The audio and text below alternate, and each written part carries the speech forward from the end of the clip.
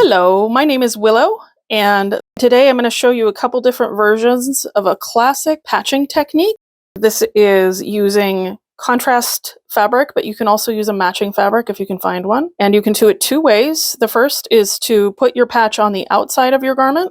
This is good for adding reinforcement where the fabric is weak. In this case, you can use a material that's more resistant to abrasion in the case of a place like the knees or the thighs or something that gets a lot of rubbing.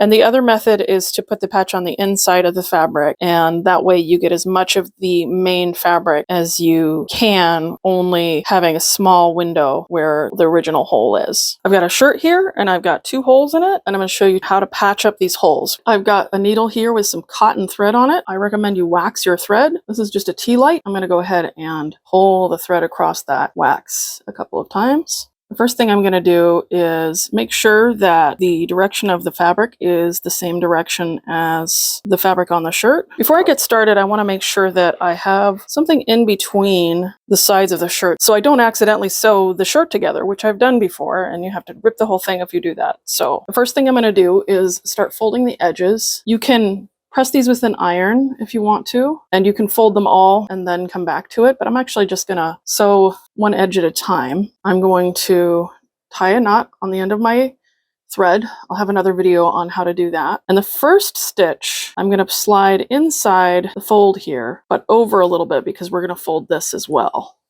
So we're gonna start right here. Notice that I'm about 1/4 of an inch over from the side where I'm starting. Now it can really help to pin this before you start sewing it, just so it keeps the fabric flat, and also so you can pick up the garment instead of trying to sew it flat. And then I'm just going to sew a small, tiny whip stitch all the way around this patch.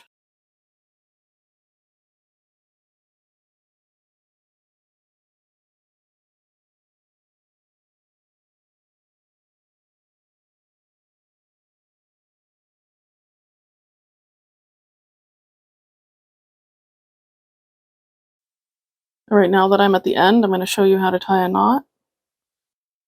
I'm just going to go one more time around the same spot, and I'm going to go through the loop and pull it tight. And I'm going to hold that, and I'm going to go through that loop as well. That makes a double knot. And then I'm going to bury the thread inside the patch like this. Okay, now I've flipped the shirt inside out, and I'm going to show you how to finish the back so this is a little bit more secure. With a small hole like this, you could just get away with leaving it. But if it's a little bit of a larger hole, I can show you what to do to make it very secure. The first thing I'm going to do is cut a square at least 1/2 inch, if possible. So there's 1/2 inch from the edge of my seam to where my cuts are. They don't have to be exact. And then you're going to very carefully snip the corners of both the patch and the shirt fabric, making sure not to cut all the way to the edge. You don't want to cut the seam that you made. I'm actually going to flip the fabric of the patch and snip it off. That one's already short enough, and so is that one. I think I'm just going to leave those as is. And I'm going to fold the shirt under. I'm going to start on this side. I might cut this one a little bit.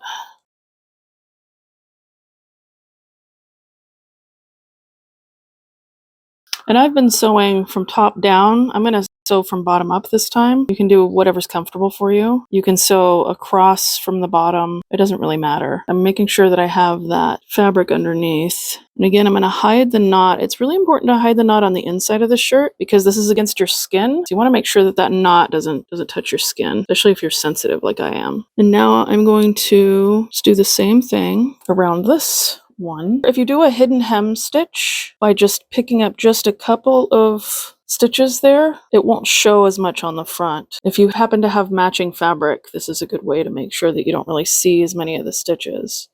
You're still going to see it, but you can kind of hide it a little bit by doing it this way. Now, because this is underneath, I'm going to go ahead and let this stitch be a little bit longer than the one on top. And I'm going to sew all the way around like this.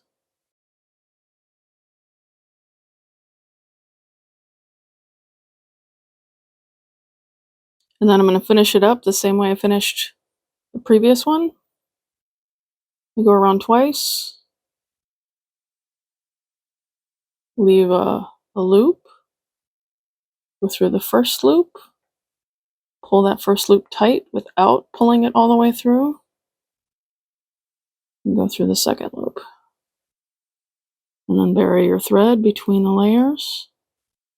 Okay, now I'm going to press this with an iron. Just make sure that you look at the material of your fabric. This is all cotton, so I'm just putting my iron on a cotton setting. And pressing it will help with any of those imperfections. And there's the first way to do it. This time, the first thing I'm going to do is use an embroidery hoop. That'll help keep it from getting those little pinches, and we can tighten up the fabric a little. I'm going to go ahead and make the folds and press them with an iron first. Be really careful about this. If you're underage, please ask an adult to help you with this part, because I'm getting very close to my fingers with this iron. And then I'm going to cut the corners. I know I could have done this before because this is a button-down shirt. I've opened it out, so there's no other fabric underneath. The reason I put the cardboard in it before was just to show you that it was possible. But this is going to go forwards towards the hole, and I'm going to try and center it as best I can over that hole. And this is on the inside of the fabric, so if we got little parts that kind of stick out or aren't perfect, that's okay. But I'm going to show you a technique called basting. You can just pin this if you want, but you can also baste it with thread if you don't have any pins. This is a good way to temporarily attach something. Basting is very useful for sewing curves and different kinds of things. So I'm going to go ahead and make a very loose stitch. There's no knot at the end of my fabric. I'm just going to go around once. And then a basting stitch is just a very, very large, loose running stitch. This is going to come off so it can be any color. I'm trying to go through the fold as well as the shirt. So we're going to remove this when we're done. I'm matching my thread to the fabric of the shirt instead of the patch. Okay, again, I'm going to bury my knot inside the patch so it doesn't rub up against the skin. And we're going to do the same thing with this patch that we did with the other one. And this time we are trying to do an invisible hem stitch. We don't have to do the stitches quite so close together from this end. And I'm going to do this off camera. I'm just going to finish this up with the last couple of stitches. You can tuck in anything sticking out there if you want to. You don't really need to because this is on the inside of the shirt. Here's another way to do the knot. You can simply go through one loop twice. Bury the thread.